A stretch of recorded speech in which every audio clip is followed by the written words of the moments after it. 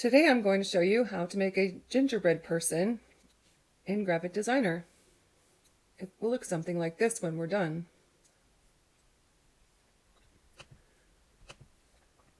Go to File, create a new design. That's 2000 pixels by 2000 pixels. And the first thing that I made was the head. Holding down Shift, draw out an ellipse.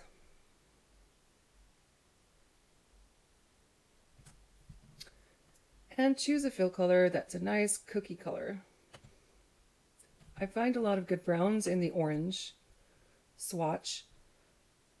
If you poke around up here in these brown areas, you might find something that you like. I guess that will do.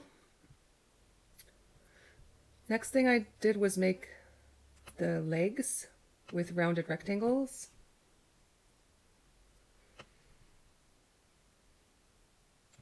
Make a rectangle, and then we'll adjust the corner under Appearance by moving the slider over to the right, and that will make the rectangle rounded. You can still stretch it out and make it longer. You can rotate it using this handle right here.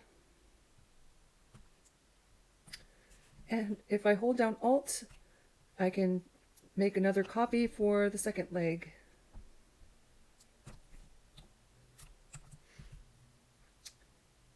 That doesn't always work. If I hold down Alt,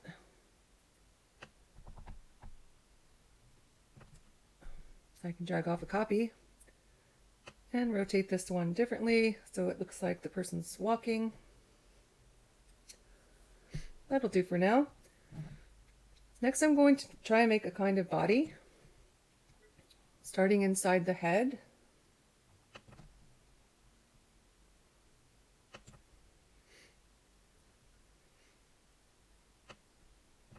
And I click and drag and click.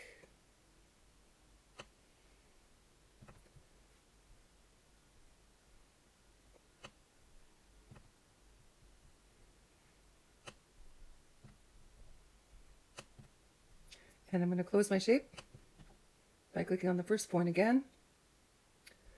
I can make adjustments to those points using the subselect tool.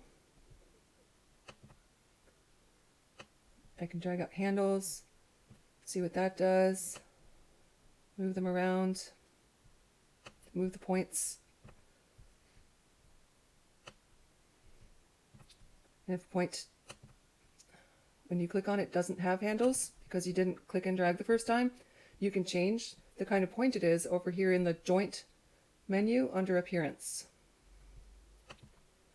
If I click here, now it does have handles that I can move around. So I'll leave that up to you to experiment with getting the exact kind of body that you want. It might take some time. Let's go back to the pen tool and make ourselves some arms.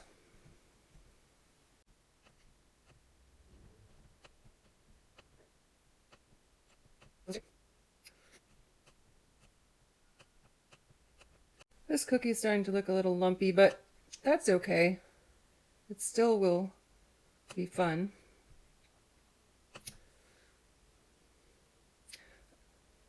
Okay, I might want to make my legs a little longer, so I'm going to go back to my pointer tool and make this leg go up a little more. Maybe this one too. And when I get everything where I want it, I'm going to select all of these different pieces I made by drawing a box with the pointer tool that touches all of them, and then choose the Compound Shapes tool and do a union. Now they've become one compound shape. To make it look like my cookie has a little thickness and three-dimensionality, I'm going to show you a trick that you can do with the whole compound shape selected. Go down under Fills and under Borders, under Effects, there's something called Inner Shadow, and if you click on the plus sign a menu will come up where you can choose a color in the color swatch area. I would choose a darker brown than we used the first time, and then go back to that menu for inner shadow, and you see where there's an X and a Y. Change the 0 in the X to 50 and hit return, and that puts a little edge on the cookie, so it looks a little thicker. Okay, next thing to do is to make some eyes. You know how to do that with the ellipse tool. You might want to zoom in a little bit to get a good view of the face.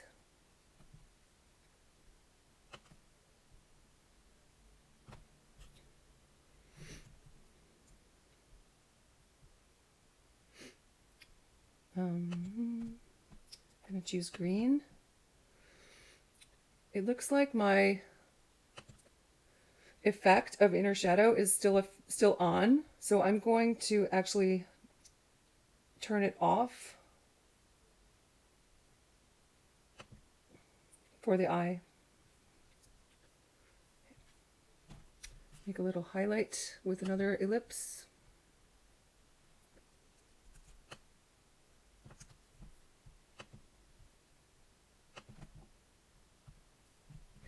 Group these two parts together by selecting them both and choosing group items. Then I can hold Alt, drag off copy. We have two eyes now. Let's work on a mouth. Using the pen tool, I'm just going to click on one side, click on the other side, and hold down and drag until I get a smile. Then I will hit escape and select this path and change the border color to red and make it a little thicker by changing this 1 to a 10 or whatever size you want. Let's make some buttons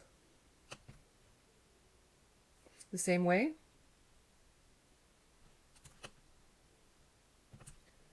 And choose a color for them.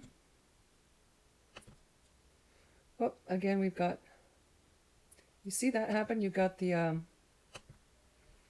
effect of inner shadow. I think you can actually hit this trash can and it will just disappear from the selected element. It won't disappear from everything. And that did seem to work. Okay, you can put a highlight on that too or not. Let's hold down Alt and make a copy. So there are two buttons. Zoom out a little bit.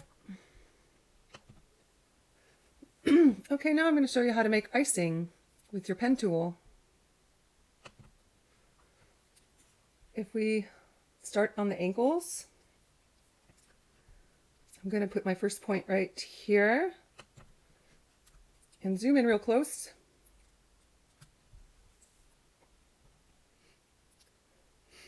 I'm going to make 2 rows of points and I'm going to click and drag across so that it curves and makes kind of a nice squiggly wavy line for my icing. You can do the icing any way that you prefer, but this is what I found looked pretty good.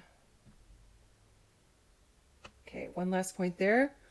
Hit escape and then select the path and go down to the borders menu to choose the color and the thickness. I found that 20 is good, so if you type 20 in that field and hit return, you'll have nice thick icing. One other thing I like to do to the icing is change the ends of the borders to rounded. You can do that in advanced border settings, which is next to the trash can by borders.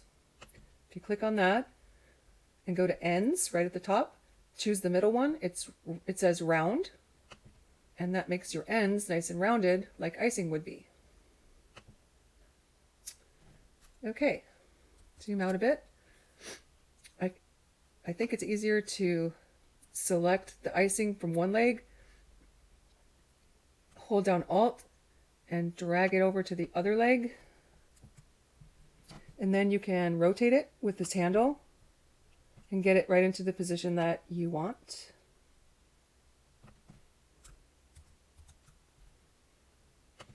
Yeah, that seems fine. So I'm going to go ahead and put more frosting on for the bottom of the shirt and the sleeve edges and some for hair. And then we'll be done.